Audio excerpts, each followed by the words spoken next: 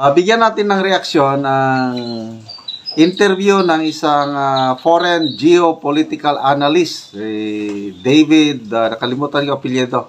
I believe isang retired US military officer ito. Napakagaling na geopolitical analyst.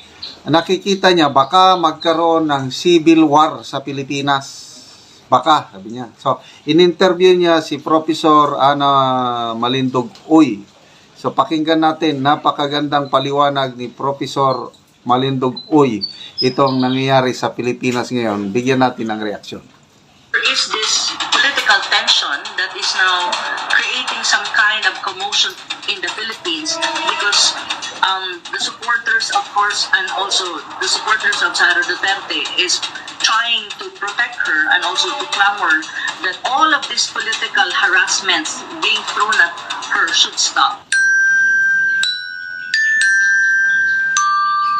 And there are a lot of political harassment being thrown at the current of the Vice President.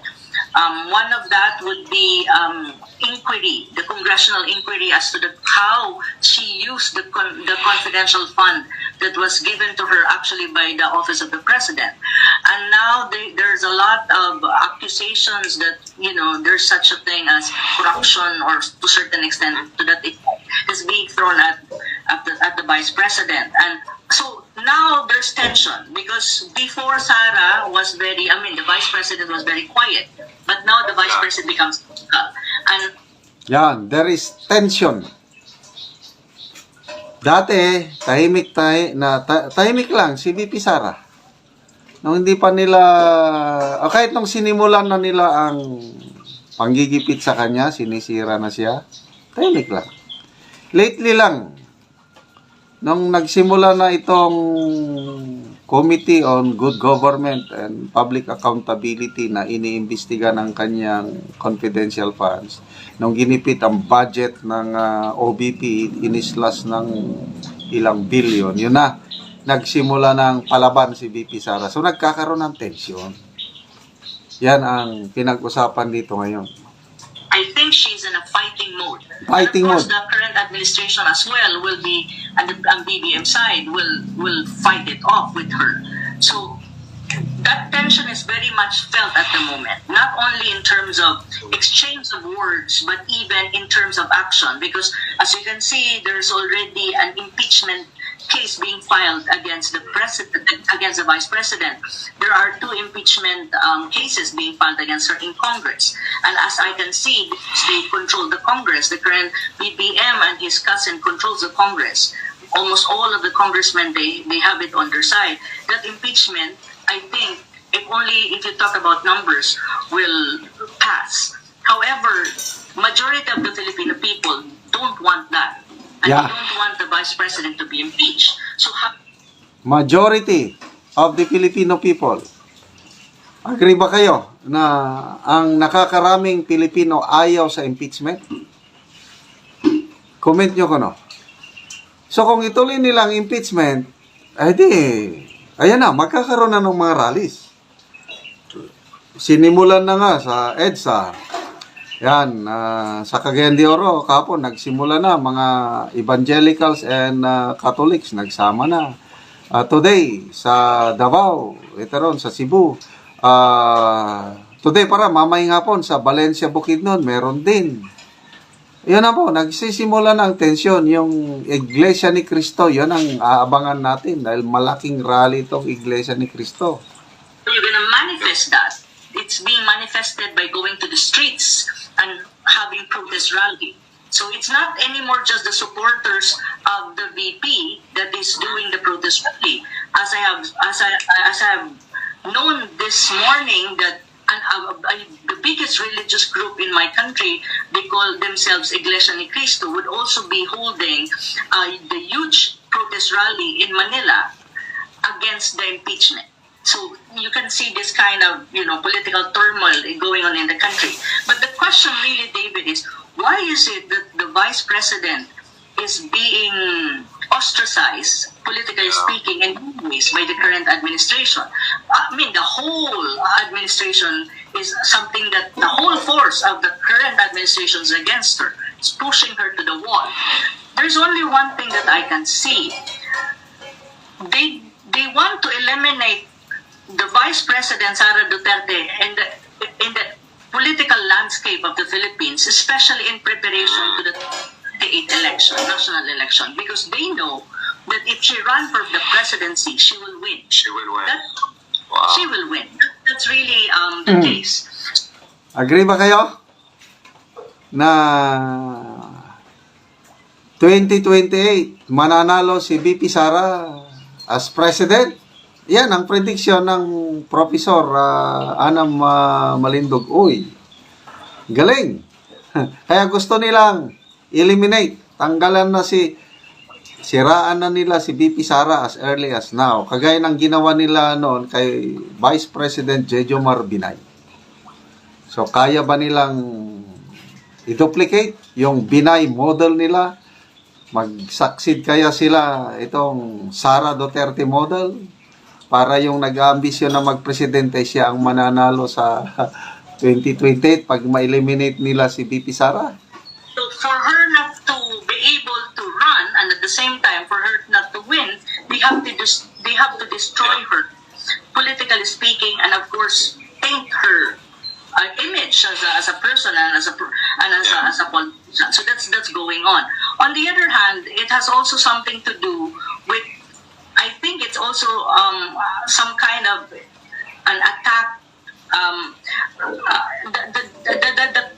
The political tension in the Philippines is not just about Sara Duterte as against to Marcos Jr. or the faction of Marcos Jr. and faction of Sara. It has also something to do with the current situation of the country. Really, there are also Filipino like myself who are not anymore happy of what's going on in the country. There is massive corruption going on. It's really obvious.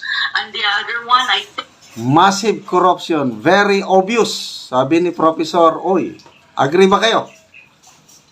Klarong-klaro na ang corruption. Pati nga si Katunying na non-Marcos supporter, sabi niya, talamak, garapalan ang corruption sa bansa. Na dapat magsalita ng Pangulong Marcos tungkol ito. Kaya kung tatahimik lang siya, ibig sabihin, kinukonsinti niya ang korupsyon. Yan po, marami ng agree ako dito kay Professor Roy. It's not only about VP Sara, itong mga rally ngayon. Dissatisfied na ang maraming Pilipino sa pagpapatakbo sa bansa. Dahil massive ang korupsyon, tumataas ang presyo, kaliwat kanan ang smuggling, hoarding. Wala na. We are going bayan, babaon muli.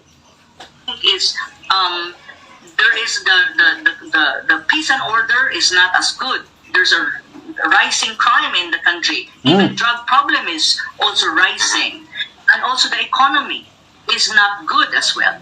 And also the foreign policy, if you really look at it, the foreign policy of my country is not independent and heavily influenced by the United States. That's why you have an issue in the South China Sea at the moment, because the approach in the South China Sea is more the strategy of the United States rather than Filipinos, you know, the way we deal with conflict.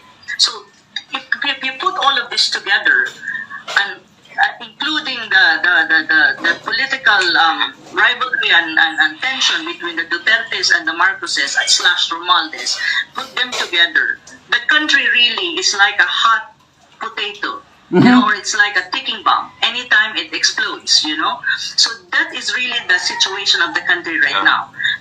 If you ask me, how would I assess my country? To be very frank with you, I see my country as a bleeding country. It bleeds because of so many domestic problems. The prices of rice is too high, prices of oil, electricity, transportation is really too high that ordinary Filipinos cannot afford it anymore. Even middle class is having this difficulty. There's a massive corruption, as I have said earlier. And on the other hand, we have a very problematic foreign policy that put us in a very compromising situation vis-a-vis China, and now Russia is reacting precisely because of the Typhoon missile system deployed in the northern part of the Philippines, which makes Russia and China very uncomfortable. The ASEAN countries are very uncomfortable about this, and it adds to the kind of bleak situation that we have in the Philippines.